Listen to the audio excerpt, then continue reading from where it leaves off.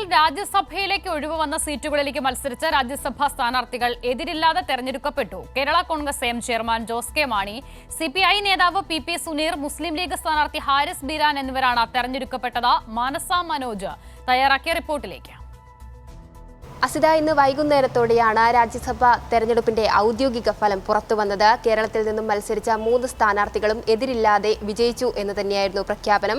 2 ഇടതു മുന്നണി സ്ഥാനാർത്ഥിയും 1 UDF സ്ഥാനാർത്ഥിയുമായിരുന്നു മത്സരിച്ചത്. CPIയിലെ PP സുനീർ, അതോടൊപ്പം തന്നെ കേരള കോൺഗ്രസ് എമ്മിലെ ജോസ് കെ മാണി, ഒപ്പം UDFിലെ മുസ്ലിം ലീഗ് സ്ഥാനാർത്ഥി ഹാരിസ് ബീരാൻ എന്നീ 3 പേരാണ് നാമനിർദ്ദേശ പത്രിക നൽകിയത്.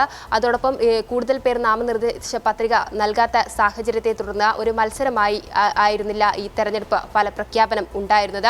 അതുകൊണ്ട് തന്നെ 3 പേരെയും എതിരില്ലാതെ വിജയിപ്പിക്കുകയാണ് ഉണ്ടായത്. ഒപ്പം ഒരു സ്വതന്ത്ര സ്ഥാനാർത്ഥി പത്രിക നൽകിയെങ്കിൽ കൂടിയും ഡോക്ടർ പത്മരാജന്റെ പത്രിക സൂക്ഷ്മ പരിശോധനയിൽ തള്ളുന്ന ഒരു സാഹചര്യം വന്നതോടുകൂടി ഒരു മത്സരത്തിൽ എതിരില്ലാത്ത ഒരു സാഹചര്യം ഉണ്ടായി. ഇതേ തുടർന്ന് ഇന്ന് വൈകുന്നേരത്തോടെ വരണാധികാരിയും നിയമസഭാ സ്പെഷ്യൽ സെക്രട്ടറി കൂടിയായ ഷാജി C ബേബിയാണ് ഔദ്യോഗിക ഫലപ്രഖ്യാപനം നടത്തിയത്. ഏതായാലും നിലവിൽ ഒഴിവ് വന്ന 3 സീറ്റിലും ഈ 3 സ്ഥാനാർത്ഥികൾ തെരഞ്ഞെടുക്കപ്പെട്ടു. ശരി, ജോസ് കെ മാണി, PP സുനീർ, ഹാരിസ് ബീരാൻ എന്നിവർ കേരളത്തെ പ്രതിനിധീകരിച്ച് രാജ്യസഭയിലേക്ക് പോകുന്നു. മാനസ മനോജ് വിവരങ്ങൾ നൽകിയത്.